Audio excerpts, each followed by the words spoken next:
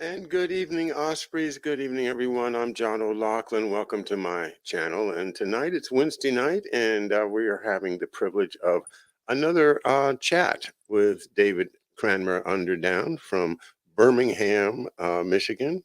Did I get that right, David? You got it right, Birmingham, Michigan. Okay, I always think of Birmingham as Alabama, but Birmingham, Michigan, it is. And Mhm. we've been just busy, busy, busy. Of course, we had a snowstorm here, which kind of threw a wrench in some of my plans. But working, and when I mean working, I mean really digging hard, doing research hard. And I know you've been doing that. And so many people are working really hard because it seems like, gosh, things are getting really, really scary.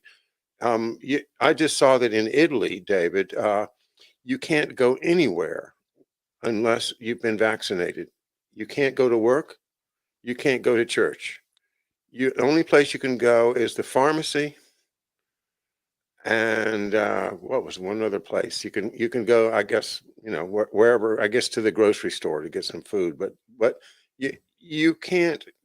You're no free anymore. The whole nation of Italy just turned into a fascist state, in my opinion. And this is happening in Germany and Austria and all around. People are indulging in the panic that they want us to do. And I think that this drive for everybody get tested, get tested, get tested, um, that seems to be driving the panic as much as anything else, that people would actually line up in 2, 3, 4 hour lines, even outside in the cold, just to go and do what they're told, go get tested. Okay, I'm doing what I'm told.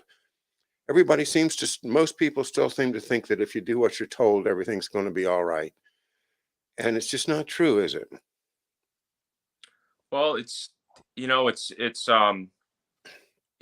we live over the holidays. We felt very fortunate to be able to get together for Christmas because a lot of my parents' friends, they got their Christmases sort of wrecked because of the new strain, and a lot of um, kids or grandchildren came up positive, so they were. A lot of the Christmas plans got wrecked. So it does seem like there is this sort of push to strategically kind of flare up the concern. Right when my mom's friends were literally planning their Christmas from like September, and it was like heartbreaking. So they do.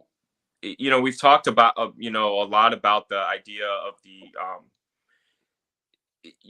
convincing mass groups of people to do things, and they really they keep falling back to the fear tactic, and it's hard because if you're not, you can't really prove anything. So as far as you know how contagious people are, or how dangerous it is, and people just want to err on the side of being safe. But people sacrifice their holidays and their time with their family. And for my parents, they feel like their friends, how many more holidays do they get with their grandkids and stuff. So it's a big sacrifice. And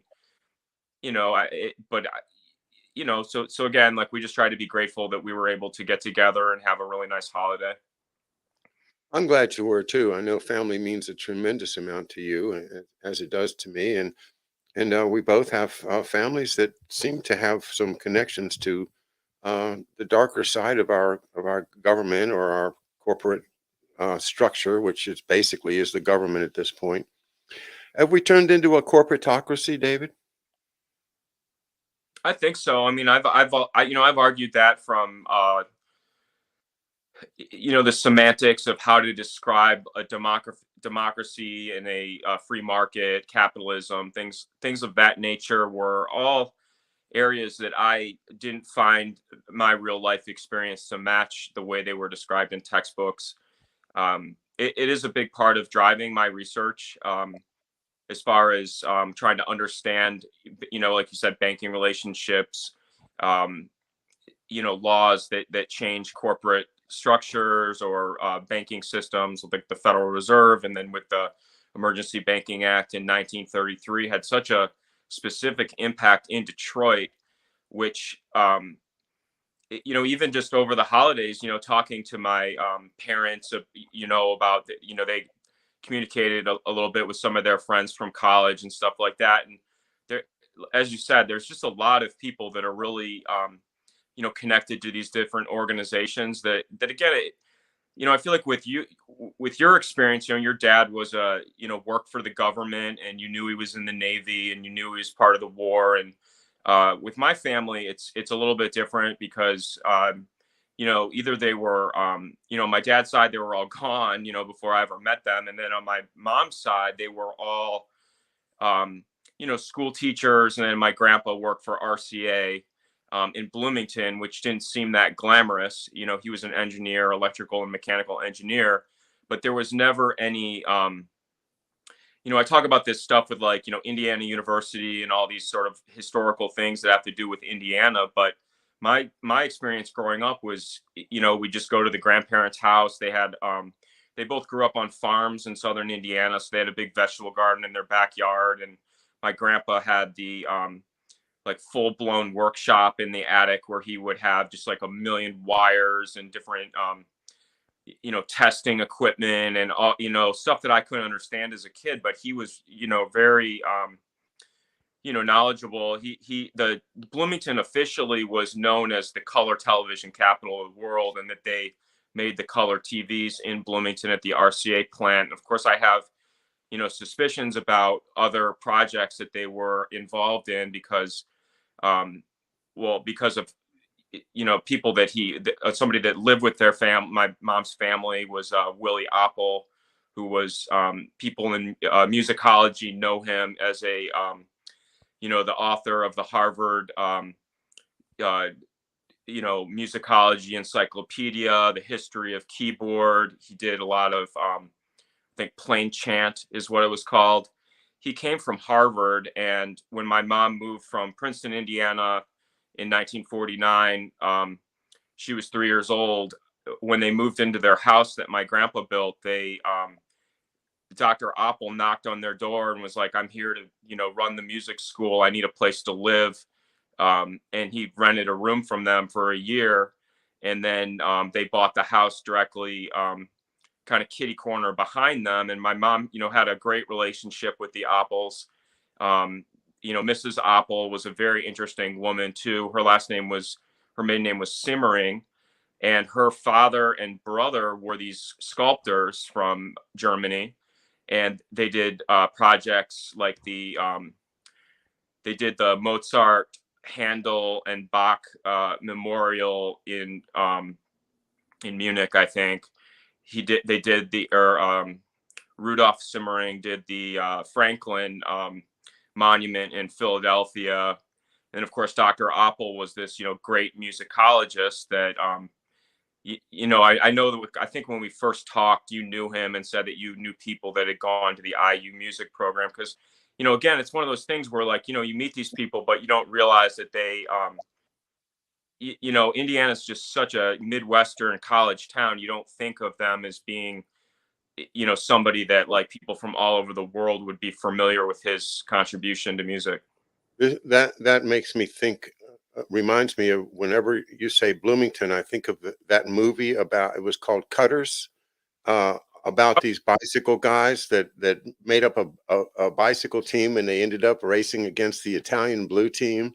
Yeah. And that you get the idea of quarries, stone quarries, and people working in industry, blue collar. That's what I think of Bloomington, and the state capital, right?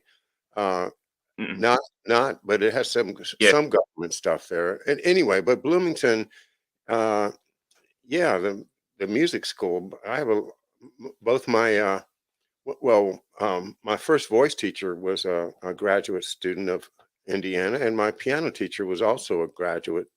Both of them have masters from Indiana, and my voice teacher had actually been the pianist for one of the great bass vocalists of the 20th century and into the 21st, which is Samuel Ramey, who became a great idol of mine. So although I've never been to Bloomington, and also there's a lot of great fiddlers in Bloomington.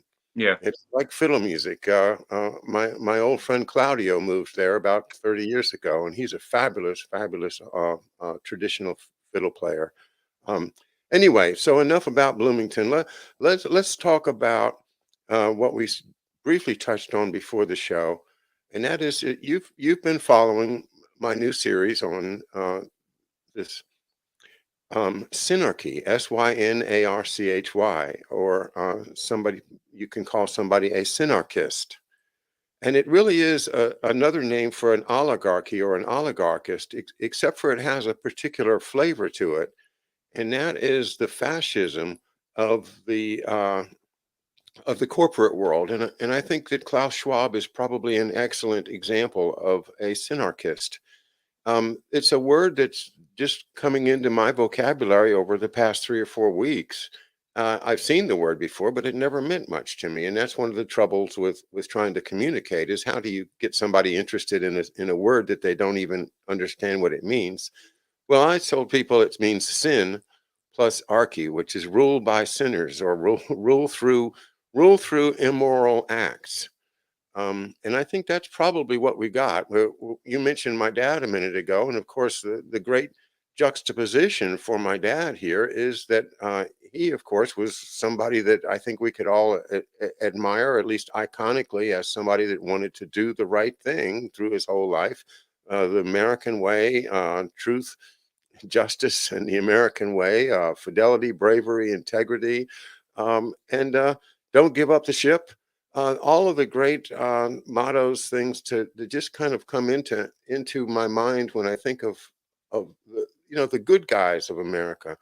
But he was roommates and football team classmates at Loomis with George P. Schultz. And now, in the reading that I've been doing, I see that George P. Schultz is the point man in America for the synarchists. Yeah. He's the guy that was manipulating everything to put it into the position that we are now, where the corporations or the elites acting through their corporations are now in a position to do things like lock down entire countries. Have you got an opinion yet about whether this synarchy? Do you think I'm on the right track? Does it sound like this Yeah. is what's I, going on? the way, I always like to go back and start from old history and then work my way forward, because I feel like a lot of the contemporary intelligence work is to make a lot of just like mass confusion. And if you try to, George Webb has given the kind of the metaphor of, looking at a tree and focusing on a leaf when you need to look at the roots. And so the way I think of synarchy is the the monarchies, but also the trade companies like the East India and Dutch West India Company. You talked about the Anglo American Company. When it comes to the United States, I always look at the banks, the early banks, and then and again, like whenever they're like, I think of like an East India Company, I don't think of it necessarily as just being like this is a British um, organization, because they have to have trade partners and allies in their ports. And I use the triangle trade as the sort of the model, the mental model that you're going to have, a route that you follow.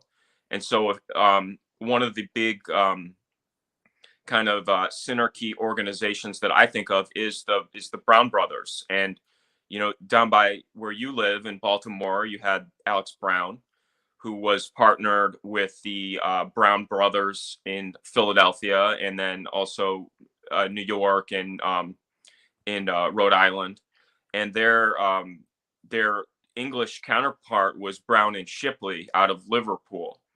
And if you think of the trade winds and how they traveled before they had the Ironsides, where they had to follow um, a route based on wind patterns.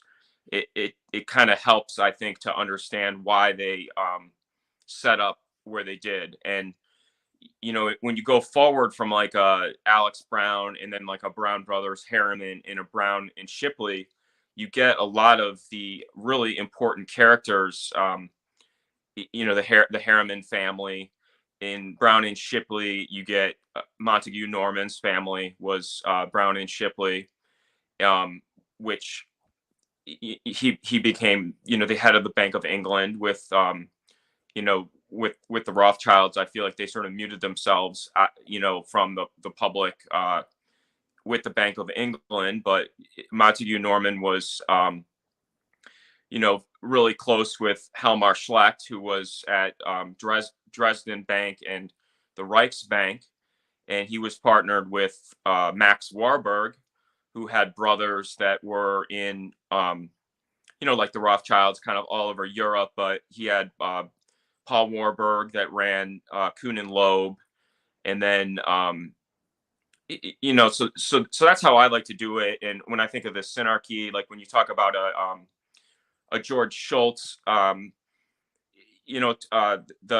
Eustace Mullins does quite a bit of talking about the Bechtel Corporation and how that was sort of a tentacle from the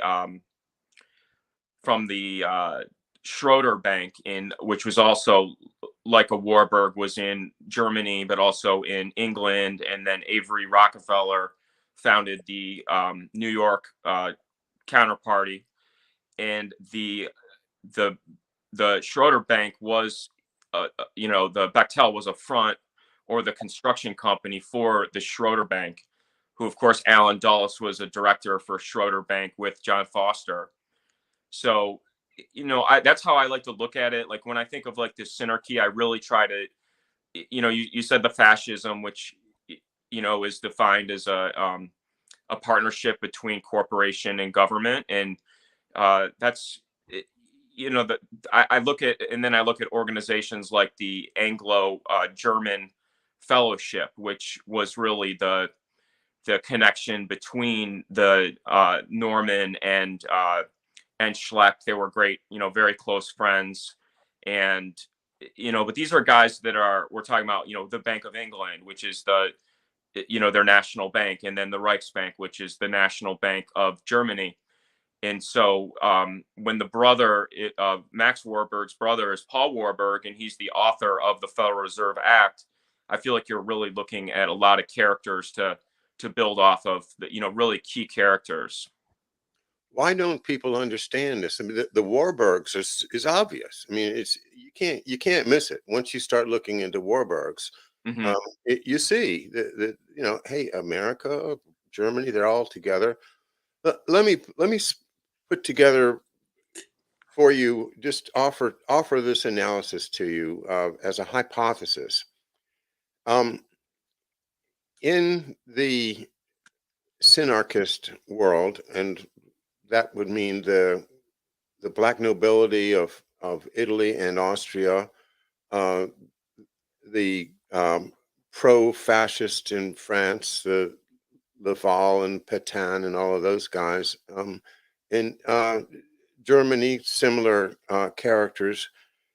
But in England, you also have this pro-elite sects called the Astor set, the Cliveden set in the Astor circle, in which the royals were quite active, and the ones that were fascist because they supported the idea of creating a Hitler and using a Hitler to reshape Europe and to attack Russia.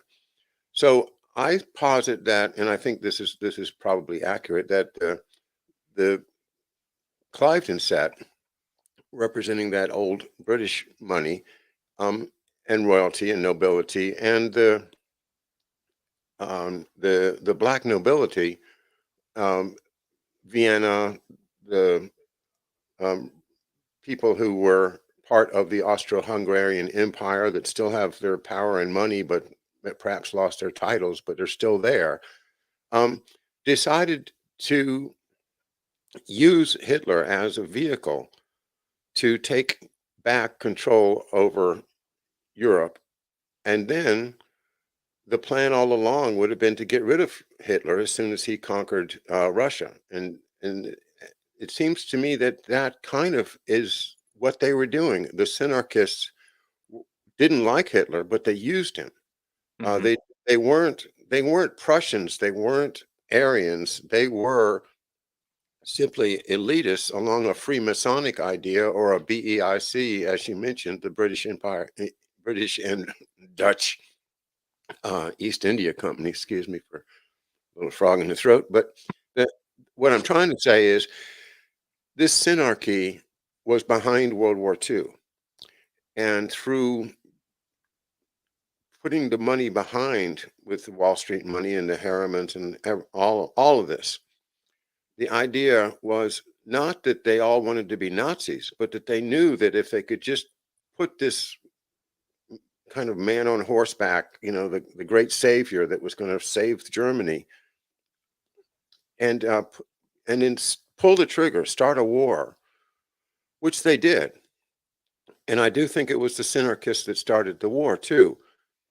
Well, that's my theory anyway. That Wall Street money, City of London money, Viennese money, old Holy Roman Empire people, and the black nobility combined with certain parts of the Curia and the Vatican that really think that there's no reason why everybody should have a vote. They're the only ones that are entitled to run things.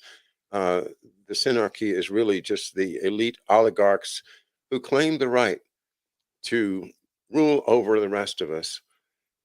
These people have been running the the world for the 20th century and now into the 21st century. Um, anyway, I'm trying to put a lot together in Yeah. a nutshell. I'm kind of failing, but I Well, think you see what I'm saying. That yeah, this synergy is real, and it has been the driving force behind the wars of the 20th century and beyond. yeah. I mean, I agree with that. From what I understand, they like to have two sides, and they always want to have a supervillain who Hitler was, and again, it's terrible things happen, and war is horrible, and but at the same time, the way that I think they war game it and plan it out is they want to have one, sort of the lone gunman theory, even for a world war, and they want to be able to put the blame of the entire conflict, on one person or one country, and then when they, finance and arm both sides, pay the soldiers, pay for the build up, pay to build the logistic networks to move material around. Then when they defeat that person, they can and do the reconstruction and the rebuild or the Marshall Plan. Then they can be the heroes that not only saved everybody, from the supervillain, but they're also entitled to do the rebuild. And that's, again, we've talked about the phoenix and the rising from the ashes, but I really think that that's how they plan it out. I mean, if you look at the JFK, that it's similar idea where they want to funnel all of the attention on one person, and then it, it- you know again, because as we are sort of discovering that it is sort of the same interests that are aligned, and I do think it goes back to the black nobility and the Venetians. I mean, if you look at like the Bank of England and the Rothschild gets a lot of attention, and rightfully so, but the partner of Nathan Mayer Rothschild was Moses Montefiore, and he was a Spanish banker that went from the Mocata family. And we talk about these Warburgs were supposed to be Del Banco. You had the Fuggers that were a German banker that sort of dropped off the map, that was supposed to be the Medici kind of rebranding after Venice, and Montefiore and Rothschild were partners, and if you look at the the Mocata, this Spanish and Portuguese sort of wing of the old banking system, a lot of the big families, we talk about these trade companies, the East Indias and whatnot, the Sassoons and the those those families, that they're all connected, and they do go back hundreds, if not centuries. And and one of the areas I've really been sort of interested in recently is the Ferdinand and Isabella, because of the with Columbus, you were talking a lot about the creation of Washington D.C. and being the District of Columbia, and Columbia being the the American symbol.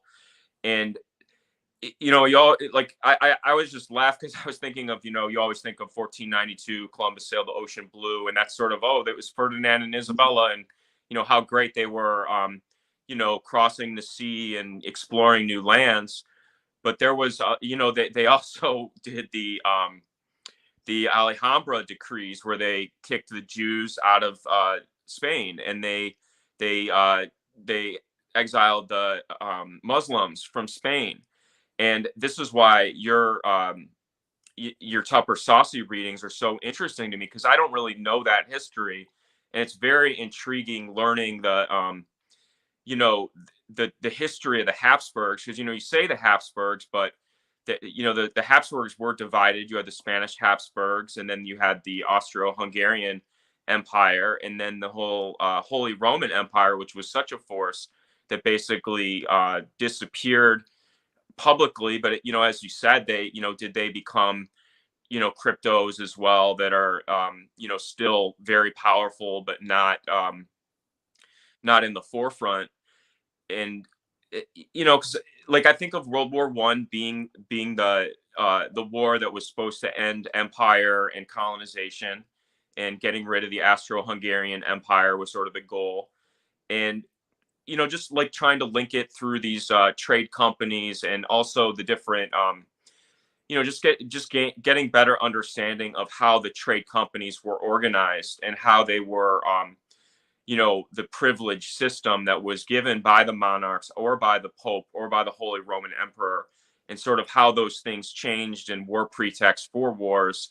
And the redrawing of maps and things like that is really intriguing to me. It's something that I try to get a lot out of the sort of more of the historical readings that you're doing, because again, like, I feel like I grew up around so many people, but we my family was not really religious. I mean, we went to the Methodist church until 8th grade, but I went to a really competitive school, sort of like what your father went to, like a real prep school, try to get you into the Ivy Leagues. It's like rated the top school in the Midwest. And so my parents were like, well, you have to do your homework, and the school is more important. So I didn't really have much emphasis on theology and religion growing up. And then I've was a lacrosse player and wanted to play lacrosse in college, so I ended up going to Boston College, which, as you know, is a Jesuit school. And going there, and sort of being around the what's considered one of the top Jesuit colleges. And like you said, with all, like, I was in the Carroll School of Management, so you talk about John Carroll, like, I knew it from that. I knew people from being from the Midwest. John Carroll is a college in Cleveland also. So you hear these names, and like I said, I was very into sports in high school. So we have a Catholic league in Michigan, so you sort of learn the different names of the different people that were really the Jesuit priests that were part of these the Hudson Bay Company and the Northwest Company and the American Fur Company would always seem to have a Jesuit priest with them on their expeditions. And when you talk about the Cliveden Set and the Astrs, John Jacob Astor's headquarters for the American Fur was Mackinac Island in Michigan, which was a place that I went when I was little. I went there just one time. It's known for fudge and cobblestone streets, and they have the Grand Hotel, which has the largest porch in the U.S. but when you come to today, you know, there is intrigue because that's where, you know, they have the big, you know, the auto companies usually have big conferences up there, and then the Republican Party will have big conferences at Mackinac. And like even before the election, like there was talk that, you know, Whitmer went up there to, you know, meet, you know, before the election and stuff. So, you know, that was where John Jacob Astor was. Gosh, I think it was in the 18th century, and you know, then his family then, you know, ends up really in New York and gets more into real estate. But you know, the Astors have a lot of history on the West Coast as well. They were very involved with Alaska and the ports, you know, in Vancouver and Astoria, Fort Astoria in Oregon, and trading with the Chinese going back to the 19th century. So there's a lot of interesting you know, elements to those families because they are you know, again, it's if you know the trade companies, I think it really helps build like a uh who was saying the other day that they it was George's interview with David Icke, and he said like when he does a puzzle, he looks for all the straight pieces to build the frame first. And I'm like exactly the same way. And so if you understand the you know, these trade companies, because all the colonies started, you know, as the Virginia Company or Massachusetts Bay or Connecticut Colony. They were all really the American you know, we think of them as the colonists, but before that they were, you know, it would be a group of bankers and merchants in London that would, you know, they would stake their group to, you know, get a ship and rig a ship and, you know, send the supplies and organize the people needed to set up a colony. And when we talk a lot about the Freemason stuff, you, you know, there's a lot of the esoteric elements of it, which I'm always leery of because again, like nobody ever talked to me about that stuff, and like I can see the, you know, the symbols, and I've not really researched a lot of the history of it. I'm very interested in it, but I always thought of it more practically, like the Masons were, you know, learning the trades. Like if you're going to go to a place that doesn't have a city, you need somebody that knows how to build a port and make roads and build houses and do a sewage system and a sanitation system. So to me, the Masons were the tradesmen that knew how to do those things. So when you were, you know, outfitting a ship of 200 people to go to a new place, you would need to have people that had that ability to do those things when you got there. And that was how I kind of thought of it. But again, like I come from the background where my grandfather was, you know, a mechanical and electrical engineer, and he was very practical, a problem solver. So even though I think he probably did have, you know, he probably was a Freemason, maybe secretly, he never talked about it. I know my dad's side of the family that all, you know, sort of died young and mysteriously. They were very much into the, you know, into it. I don't know which degrees they were, but they were, you know, that was the side of the family that was into the medical stuff. They were all doctors from U of M going back to the 19th century. And, you know, as we've said, the Michigan's University of Michigan was created just the day after the state of Michigan was made. And it was created to be a Bavarian German style education, different than the chartered Ivy League colleges. So When is this now? Was it 1807 when Michigan became a state? Maybe 1814. And so they created the university right away. When they chartered it, it was Lewis Cass, who was a you know, a very much like a Grand Mason, you know, Secretary of War, Secretary of State. He was a territorial governor. He signed the Treaty of Meigs, which created the state of Michigan. And when they did the Treaty of Meigs, they had you were talking about the Washington D.C. plan, and it was Pierre L'Enfant that did the grid, and with Jefferson. Well, Jefferson's very close friend was Augustus Woodward, who was one of the founders of the University of Michigan, with Gabriel Richard, who was Jesuit priests that founded the St. Anne's Church in Detroit, and then I think it was Hull was the third founder of U of M, and they it was originally called like Catholicopedia or something like that. It had like a funny name, and Lewis Cass actually was the one that wanted them to change it because he thought it sounded like Catholic, and it became the University of Michigan. It was in Detroit originally, and then it moved out to Ann Arbor. So, and the other thing that I also think of that is intriguing for me, being from Michigan and having family that grew up in Ann Arbor and were very into the University of Michigan, was the president of University of Michigan was a man named James Burrell Angel, and he was originally from Providence, where they had the Angel Tavern and a lot of like the old Rhode Island history with like Roger Smith or Roger Williams. He was sent to China to do the Opium and Cooley Treaty in 1880 as the president of the University of Michigan. So that was something that was a What treaty is this? it was called the Angel Treaty of 1880 in China, and it was the Opium and the Opium Treaty. So why did we made an opium treaty with China? Mm-hmm. What did we decide? What did we agree to? Well, what I think it was we were talking about the synergy, and you had you had your Boston Brahmin with the Russell Company. That was the after I'm going to get my years wrong. I think it was 1830s. The East India Companies they had a 30-year lease, I think, on Hong Kong, and then they brought in the like Jardine Matheson and the Dent Company and Russell and Company. Then sort of took over the Hong Kong.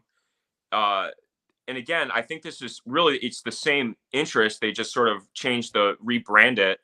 But then like 20 years later, it's the Russell Trust is formed at Yale. And of course, Elihu Yale, the founder of Yale, was an East India Company employee. I didn't know that. And a governor. Yeah, I don't even think he ever was in the United States. I think he was just in Bengal and I think he went to China for a little bit, but he donated money to the founding of Yale. And so there is that very old East India Company, the Russell and Company, and then you had I forget the first name. It was Huntington Russell. And then Alonzo Taft were the founders with Daniel Colt Gilman. Those were the founders of the Russell Trust, which of course then Prescott Bush had his guy at Brown Brothers Harriman that managed the assets of it in the 20th century. But that was again, I think, a rebrand of the Russell and Company, which was an old Boston with all the famous Cabots and lodges and Forbes, the Roosevelts, the Delanos, like Perkins. What's that? Perkins was one of the founders of Russell and Company. Yeah. So they're I think the way they did the I don't know how they did it in the US, but with the Monarchs, I think they would give them like a 20-year lease to trade, and then they'd have to reapply for it, or they may they had the, like when they made the when they did the first Opium War, that was when they created the HSBC, and then they had the P&O, the Peninsular and Oriental was created, which was another bank steamship line. It's actually Carnival Cruises and Maersk now. Their pleasures, their cruise ship line is Carnival, and then their shipping is Maersk. So again, it's like it's easier to go, to now, if you go back and that like P&O was originally mail packet.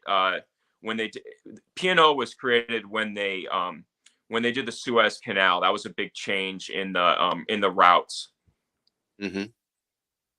So yeah, so I don't, with a lot of this synarchy, um, I really think it is you have, like, whenever I think of like a colony, they usually have a school, a bank, and a church are kind of like the things that they set up. So if you kind of learn who the original characters were, then you can, go forward in time and see sort of who their family members are. Because, as you know, from sort of growing up around, a lot of these key groups, it gets confusing because a lot of times like, at least for me, it doesn't seem possible that people's families could be involved in this stuff, even though they are. So I think what they do is they really kind of handpick.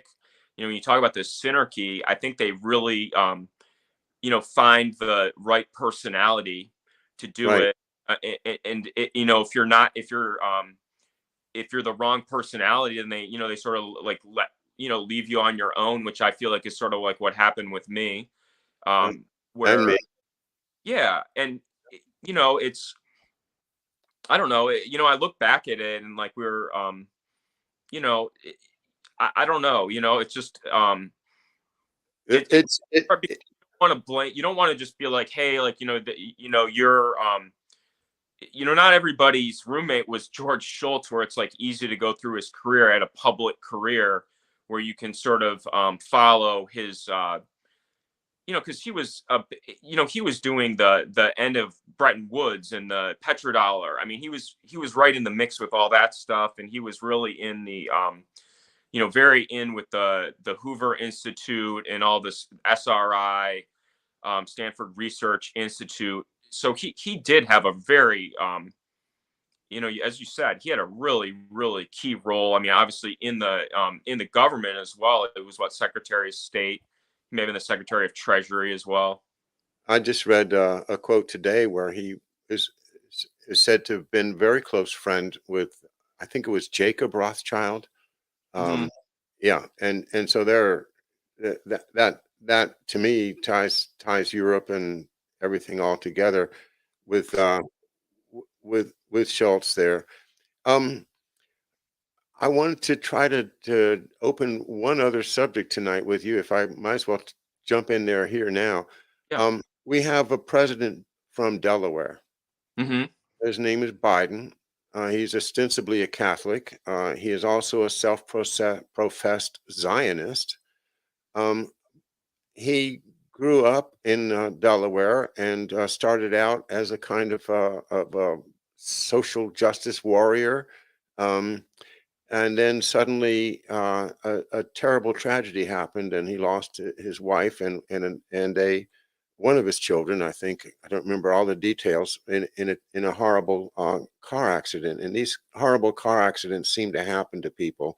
Hmm. So I'm just dropping the idea there that maybe that is what made him realize that he is the subject of a greater power, and especially being there in Delaware, the name that comes up is DuPont. So we have the businessman's coup in 1933. We have all kinds of, now from my reading, the DuPonts are more European than they are American. They are more of a European synergist, um synarchist family that keeps its wealth to itself and goes out with the idea of divide and conquer or do whatever it takes to get more money because that's what the value is.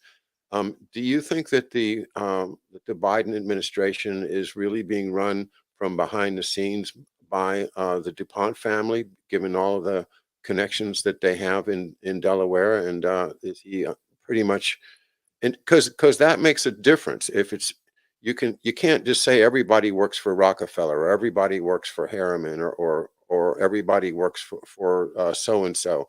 There's different, and we've been trying to tease out the differences, because if they're fighting, as Dr. Hamamoto and I were talking about last week, if they're fighting among themselves, then we can kind of sit back and watch and see, watch watch the show. Do you think that there's a faction here that got Biden elected based on the old DuPont family wealth? Yeah, I mean, I think anybody from Delaware is going to obviously be heavily influenced by DuPont. I actually have a lot of thoughts on this because something that I think about is that one of the world's largest corporation was in Detroit, was General Motors and DuPont. And Pierre DuPont was the person that hired John Jacob Rascov as his secretary very early. And John Jacob Rascov was the one that merged DuPont and General Motors together. So for me, I can't break that apart. And the other part of DuPont that I'm curious about is the Coleman DuPont, who is credited with the smokeless powder of using the guano, which I'm sure came from the Mammoth National Cave System, where my grandpa's family was from, in Cave City and Horse Cave, Glasgow, Kentucky, which was the Saltpeter Cave in the War of 1812. Pierre DuPont was from Louisville, Kentucky. And he was then the one that went to New York and financed the Equitable Trust building, which, if you want to talk about synarchy, look at the Equitable building, look at the New York Federal Reserve was there. You had, Alcoa and, all the railroads and, it was a big deal, is the Equitable building. So he was the financier of that originally. He was the financier of the Empire State Building, which had Raskub was the one that really organized that deal, the building of the Empire State Building, which was on the Waldorf Astoria's land, is where that was the site that they built the or maybe it was it may have been John Jacob Astor the third, but there was one of them that moved to England. But with DuPont, there's a lot of things I think about with them. They are, George Webb was very encouraging to me a long time ago to really study on what he called the four horsemen of war metals, which are DuPont, Noble, Vickers, and IG Farben, and to really, know that those are key companies to focus on. So with DuPont, the original DuPont Nemours, who was from Delaware, he was the one that really sparked the interest in the Louisiana Purchase, with that French history. So when I think of like DuPont, I do think it's a big deal. It's very powerful. I mean, there's I've studied a lot with the General Motors history. One of the things that, I was promised I would talk about was the National Cash Register Company, because the National Cash Register, which you said Angleton's father was the Italian representative for them, that's a Dayton, Ohio company. And it was Patterson, William Patterson of Wright-Patterson Base, which becomes where they run the NASA original NASA program, is at Wright-Patterson. And he was the kind of like a Trump guy. He was like, I mean, his personality, he's like, would like, didn't like your tie, you're fired, like that was his style. And they said that he was like working for Patterson was like going to better than a top business school, and that he was a real kind of ball buster boss. But he had a lot of big time industrialists that came out of that National Cash Register, like Thomas Watson, who was fired, that started IBM. And then you had, for me, very interesting, Charles Kettering, who was the person that became the head of the General Motors, kind of their high-tech experimental lab. And he was the one that was the first president of Ethanol Company, where they did the tetraethylene, fuel that was used in the Luftwaffe. And, people have heard that story about, if they could have just, cut off the tetraethylene, the Luftwaffe would have been grounded. Well, Charles Kettering was the one that worked on the discovery of that. And it was a 50-50 with General Motors, which was GM and DuPont at that time. And then also with Standard Oil of New Jersey, which is Exxon. So Kettering was also interesting because he founded Delco, which was the Dayton Engineering, which also has they rented space at the Vigo Ordnance Factory in Terre Haute, Indiana. So like they have their tentacles everywhere.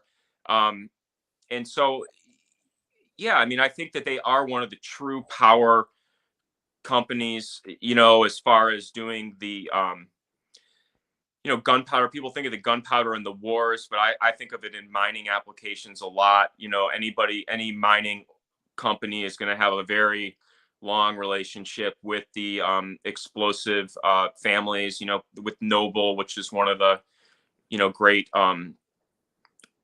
Swedish explosives manufacturer, with Alfred Noble with his Peace Prize, but he also had the TNT patent.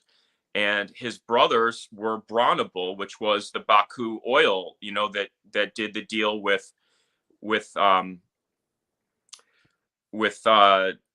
Exxon president. Oh my gosh, I'm slipping on the name. Tegel, Walter Tegel. Walter Tegel. So, who was, the president of Standard Oil of New Jersey.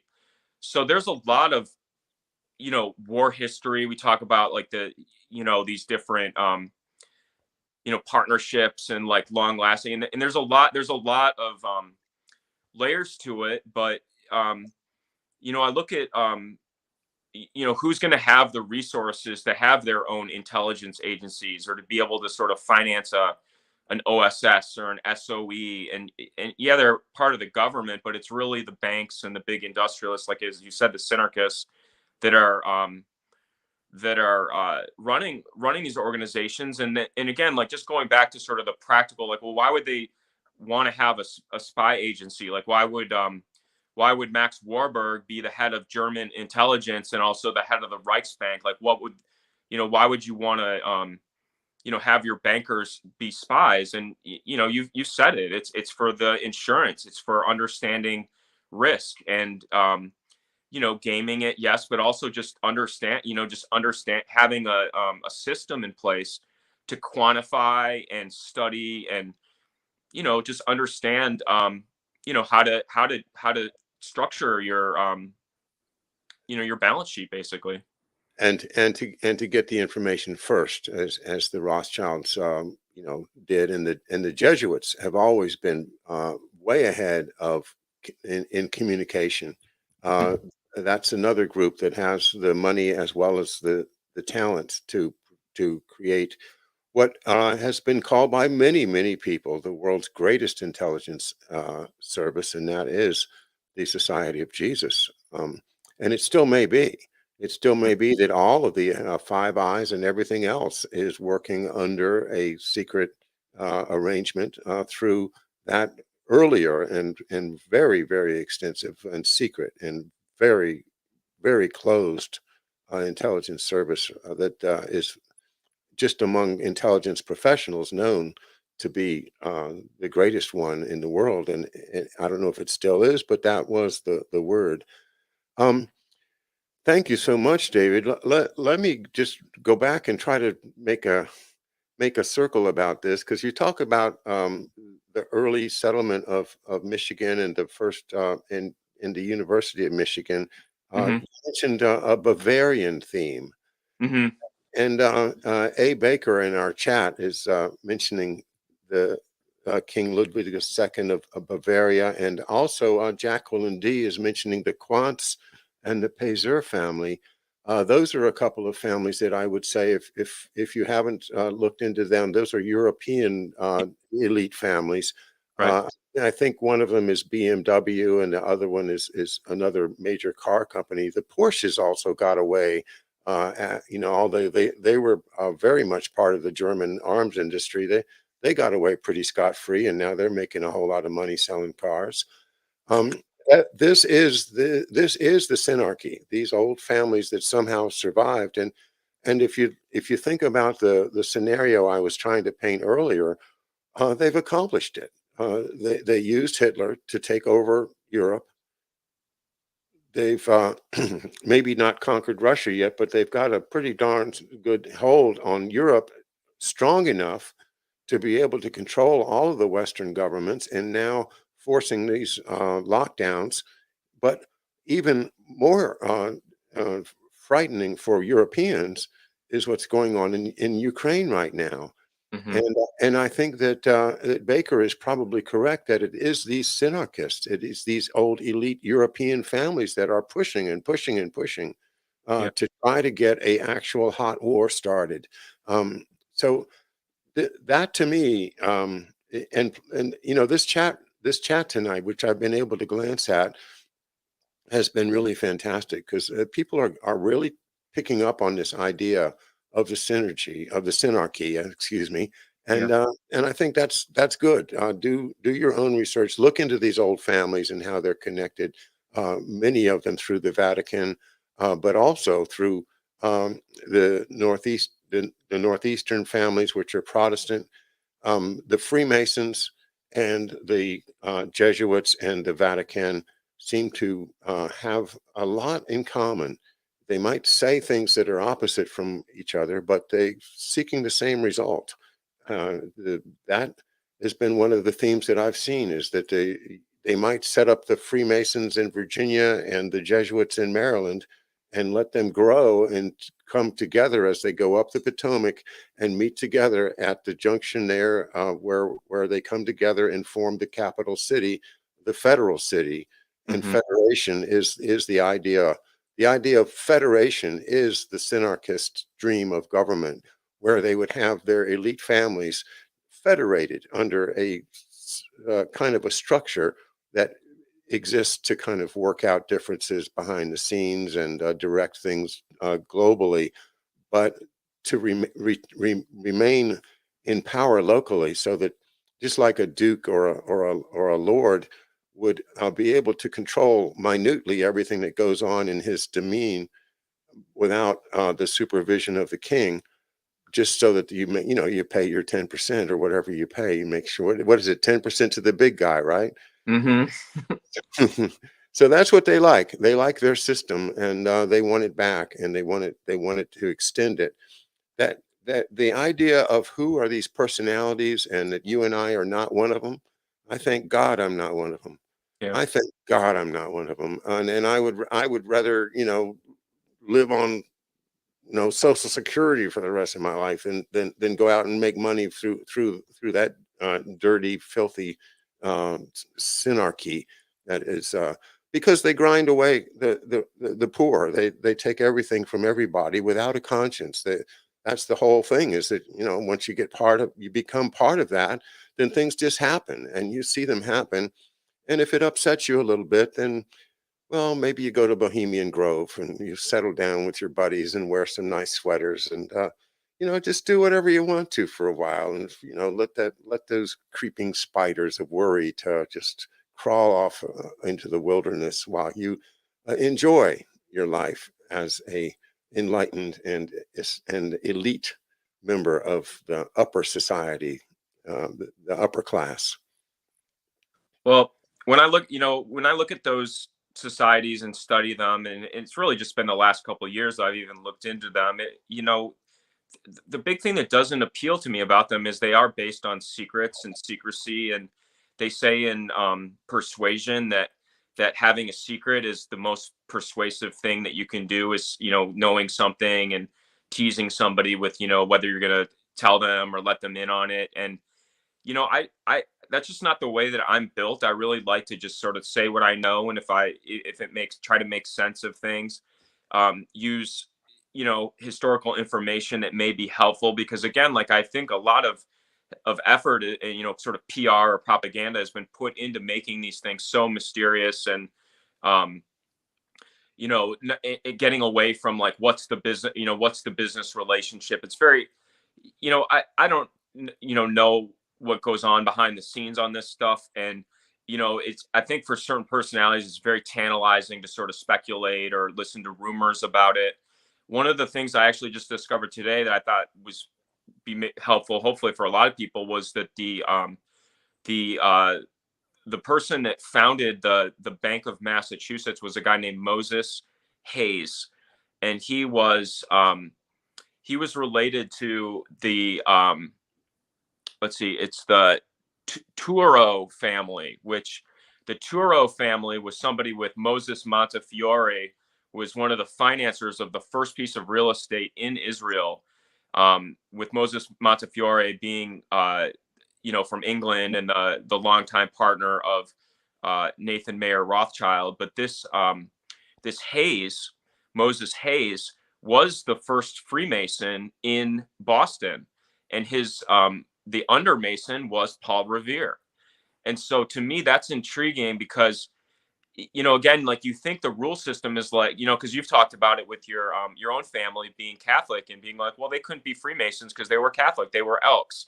But is a Freemason, isn't I think the Knights Templar is the Knights Templar of the Temple of Solomon was the original full name. I'm not sure, but it's, again, I go back to what I think that there's always going to be the people that want to do the PR and the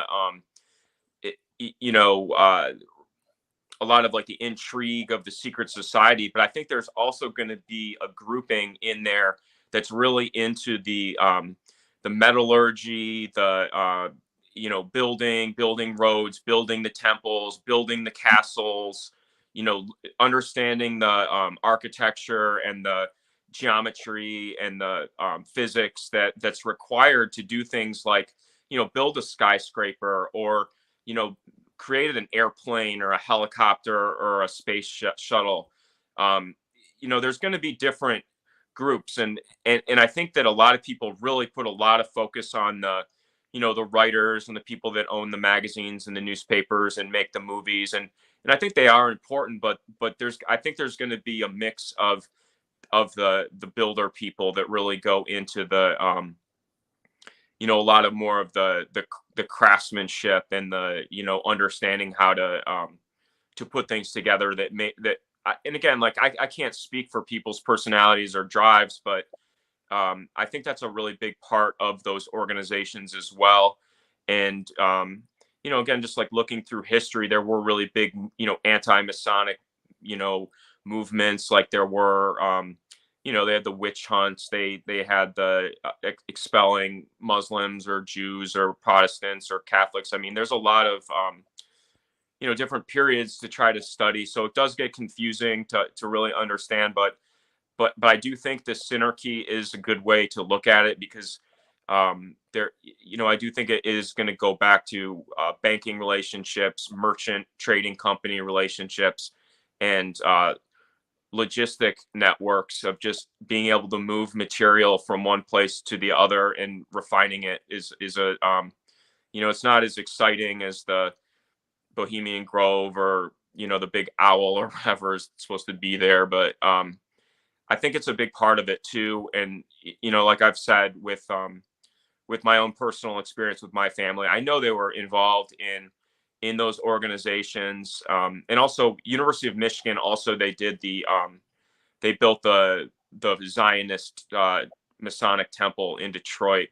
The number one Zionist temple was built in Detroit at the same time as the University of Michigan was created. So there is going to be a connection there. And then, of course, with my grandma's family being from Steubenville, which is, von Steuben was the big Prussian mercenary, and, supposedly Lafayette, sort of his aide de camp, but also supposed to be sort of like in that, system that Professor Hamamoto's talked about, the whole, I forget what they called it, where you have sort of the young boyfriend or whatever. That was like part of the deal with von Steuben. So again, it's like it's hard to know exactly. I feel like there's a lot of information to go through, but that's how I try to stick. I try to get as much as I can out of things, but not really make definitive statements on things that I don't personally know, or if I read it, like it's I don't necessarily can't trust it. So I try to just keep moving towards understanding the the banking relationships and sort of those contracts. Putting the sharp uh, edges on the outside of the puzzle first, and filling it in. And we're doing that both individually, and we're doing it globally with all the great researchers that we know and learn about and attach to our work. And we're getting somewhere. I worry that we're not going fast enough.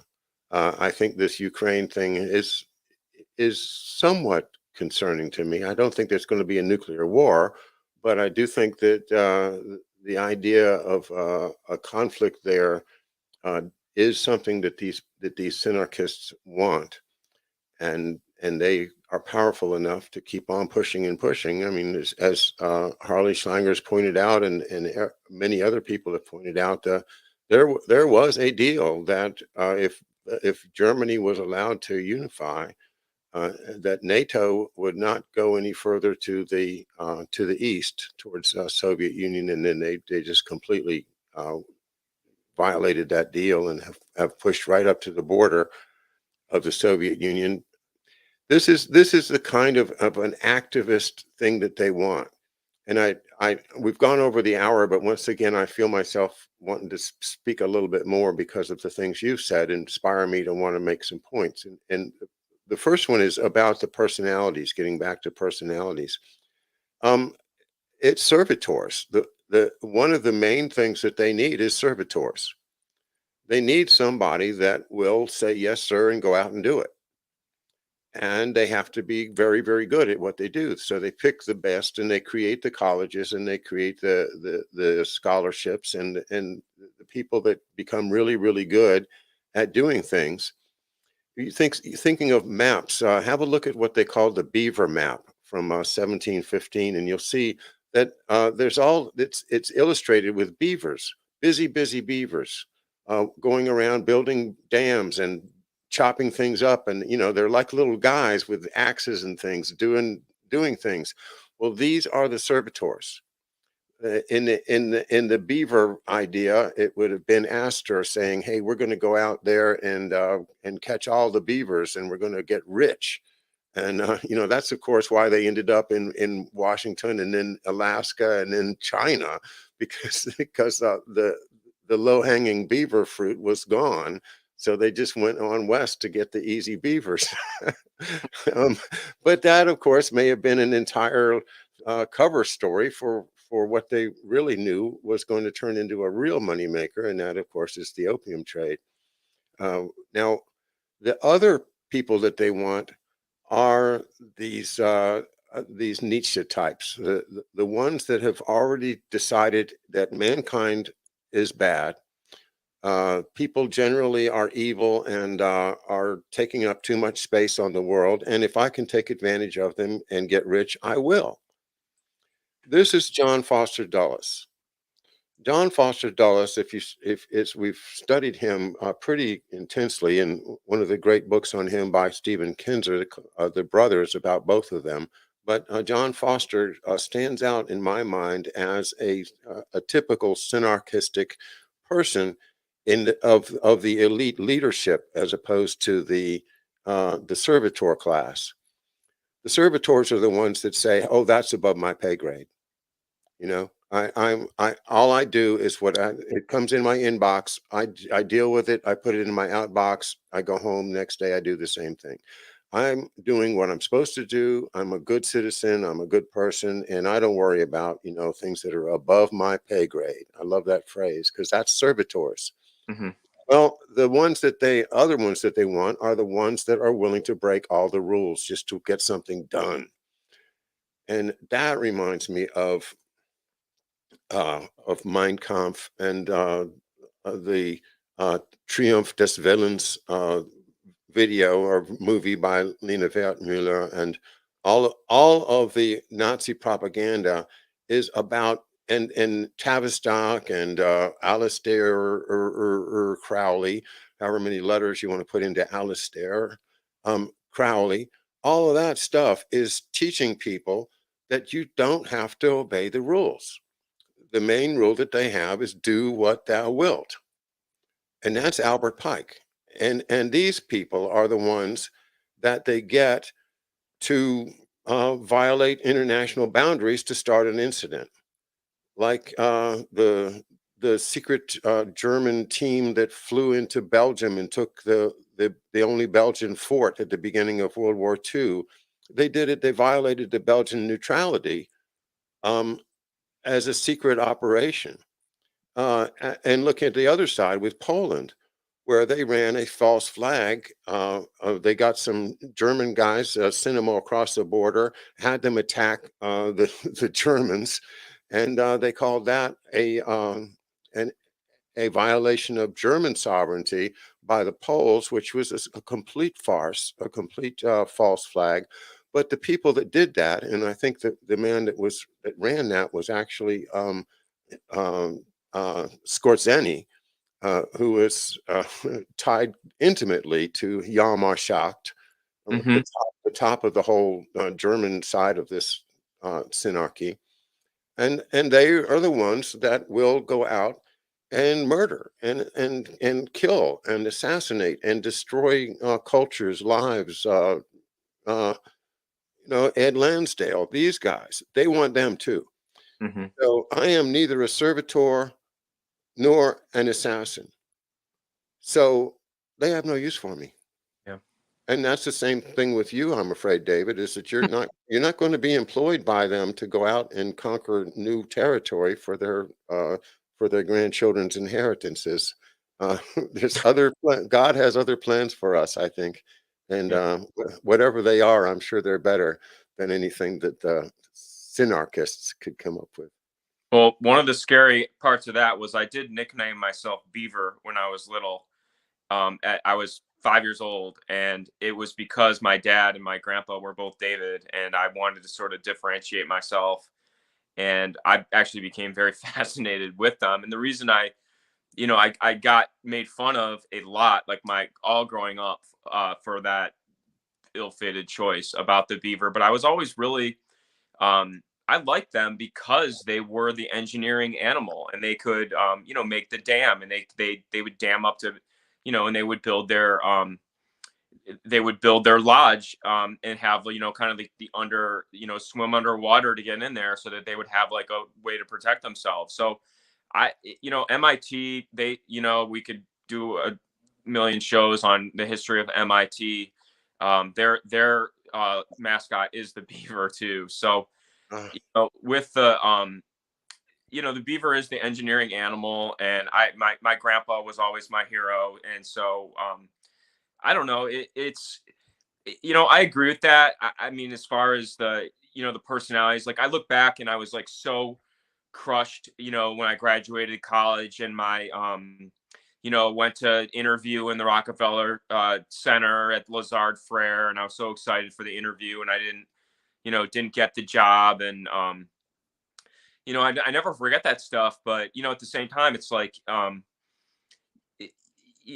think they definitely are looking for very specific personalities. I mean, you talked about the Tavistock, and the how that was sort of created with Sigmund Freud and Carl Jung, whose wife, by the way, was a massive heiress in Switzerland. She's supposed to be the second wealthiest woman in Switzerland, was Jung's wife.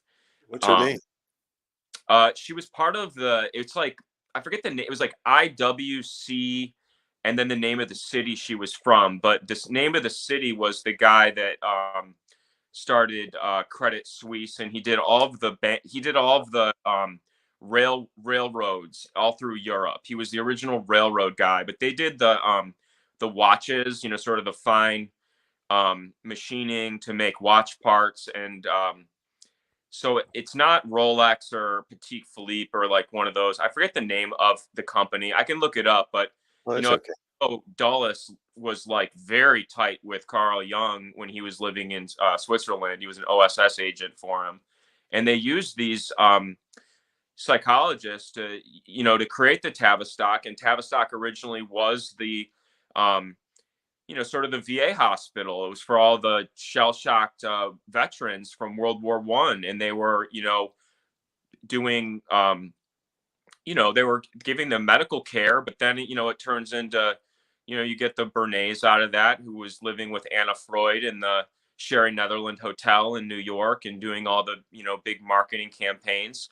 And, there are links to all that stuff. And I like to study it. I mean, I watched that Bernays documentary about the propaganda. I can't think of the name of it, but it's very interesting. And I think that they have, they talk about the different, personality types and what drives are. And, like we've said, like I've identified, part of the reason why I've, struggled a lot in my life is because, I can see what they're doing. I mean, they know that, the vast majority of people just want to, have a family and be respected amongst their community. And, those are really, if you can check those boxes, that's like really enough for most people. And they use the fear element, and that's the lever. And so when you talk about the going to war in Ukraine, or America going to war with China or something like that, like, I as I mean, I follow along with George's work all the time, and I'm just always trying to help build on his information. And um with the situation we're in with the pandemic, I mean, from the beginning, I was always very hopeful that we could have some kind of an impact on it, and not have it, it's been over 2 years now. And um and if it really does unravel, is it going to be that, everyone, oh my gosh, we all got fooled, or is it going to be, we're going to go, have some dramatic you know conflict to get everybody to forget that, and oh my gosh, what, we've got another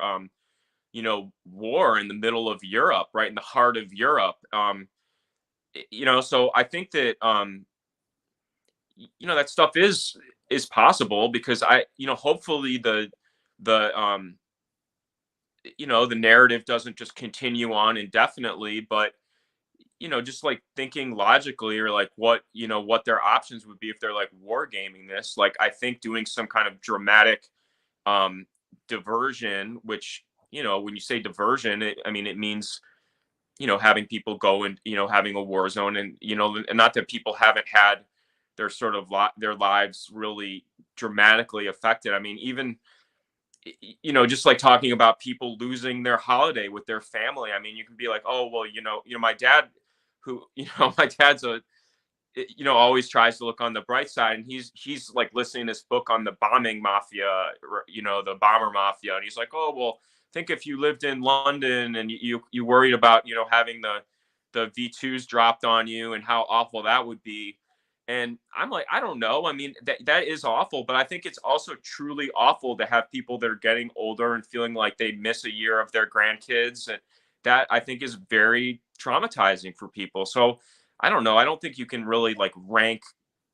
I mean, you can try to rank trauma, but it's not. We're not in a good situation. And I do hope that things will improve, and that we but as we said, I mean, the characters that are in place are generationally entrenched. So it's not like I feel like with the Malone situation we have now, a lot of people are like, oh well, I like Malone and he's better than Fauci. But again, that's a Bernays, Freud, that's a false choice. You don't have to pick one or the other, and one's good, one's bad. They both can be bad.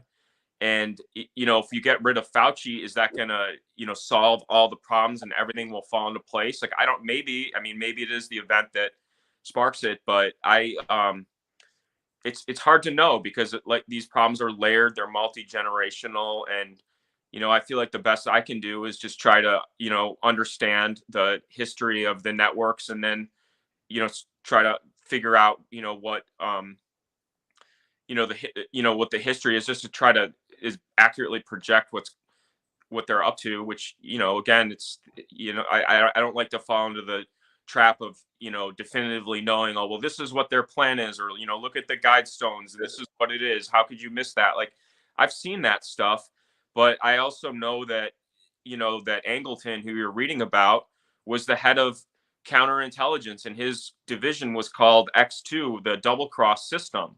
So I know that there's a lot of feints and throws and fake outs that are in the mix too. So it's a you have to be able to filter, and it's complicated. And you have to be able to accept the idea that Britain is not our friend. Yeah. Because when you say the X2, you're talking about the British double cross system, and Angleton being. I think it's pretty clear that Angleton was more of a British agent than he was loyal to this country, and we can say the same thing about Alan Dulles. Alan Dulles is a name that my grandfather said he would never utter that word. He would never utter that name. Uh, Hmm. and that was, just in connection with we had to pick him up at Dulles Airport one time, Yeah. and he was disgusted that this name was applied to that airport. And I think he knew things that my father had told him that I don't know because Hmm. you know that he died, and uh, but we can see just from the connections that this stuff is real, and that's what we need to do is keep on peeling back the layers. I am, along with you, always grateful to George Webb for getting me started and for popularizing the my dad as a kind of an iconic figure that we can kind of use as a rallying point, or somebody that we could say, here's this guy that did all the right things and look what they did to him. And that kind of thing hopefully can wake some people up. I really don't know how to get through this propaganda except for to just keep calling it out, saying, look at this, look, folks, look at this propaganda. I'd love to see Fauci on trial because the evidence would be overwhelming, and that would be much more interesting to just see him on trial. But of course, I agree with you that it can just be a device, and to me, most likely to answer your question, I think there will be something that will be that'll just tear our attention away from COVID, and we'll be looking at that. I'm a little bit concerned about 5G right now. I see this idea that, going back to one of my earlier guests, Lena Poo, who is a close friend of Professor Hamamoto, and she concentrates on these issues of school children being exposed to this high intensity radiation all day long, and trying to object to that. But it sounds kind of like, is that real? Why is there a problem? I can't see these rays, nobody sees them. And even people like George would say, well, if they're not concentrated into a beam like a weapon, like a laser or something, then why worry about it? But I think that this is going to be potentially a big issue, because what if all these the the the illnesses, the heart attacks, the myocardia, the things like this, that we are attributing now to coronavirus. I wonder, if what people say may be true, that there is some connection between the increase of microwaves going through our body and the illnesses that we're coming down with. They may be calling it COVID, but it might actually be the introduction of these much more powerful microwaves, the waves in a wavelengths that clearly can affect human health. So I want to spend some time on that as well in the future. But I think for tonight, maybe we Yeah. better call it a night. All right. Thank Well, thank you so much, David.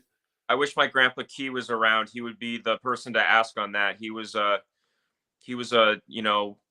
worked at RCA and his whole career, and he was somebody that really knew a lot about radio. And so he's gone, so I can't ask him now. And but I have a nephew that's in first grade, and it's hard for me because my sister will do whatever the school says, and she wants him to, like I said, she wants him to be known as a good student, and somebody that's not um causing trouble or giving blowback to the authority. And because again, it's like you don't know, and that's why it's hard for me, because I can't really I feel like I can't really give good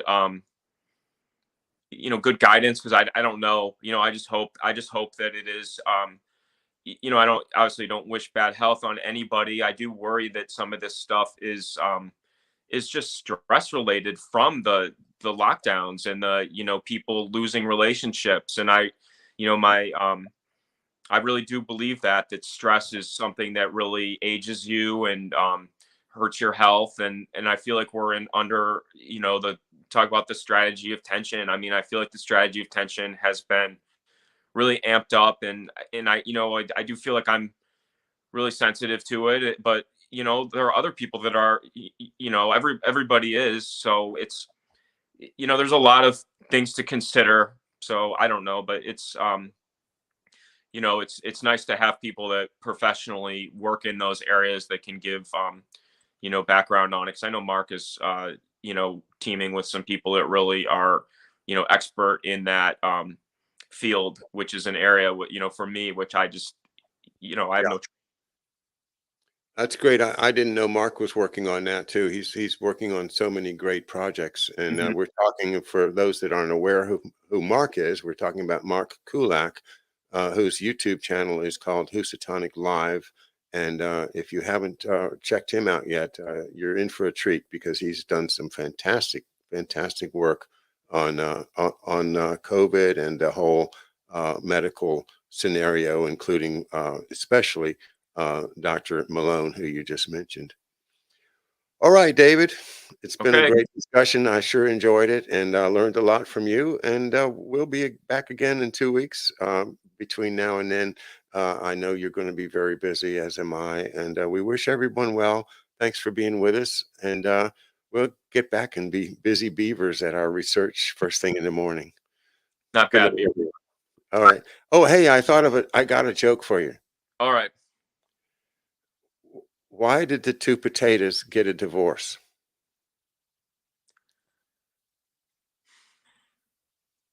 I should know this. They were. Because they couldn't see eye to eye. Oh boy. All right. Good night.